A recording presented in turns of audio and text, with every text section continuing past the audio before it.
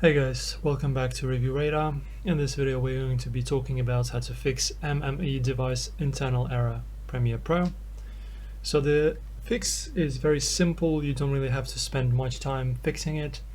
Basically what you need to do, you go to your Windows settings.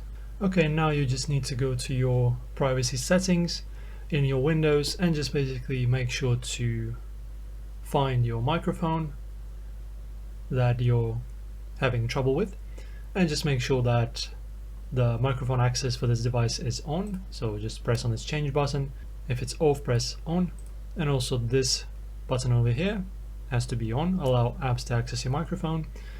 And also make sure that if you have Adobe Premiere here in the list, make sure that Adobe Premiere Pro has access to the microphone.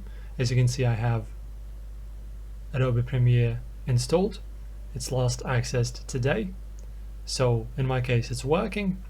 So just make sure to enable your microphone here everywhere, and this should fix your issue, guys. Thank you for watching this video. If it helped, leave a comment if it did. Make sure to subscribe to the channel, and I will see you in the next one.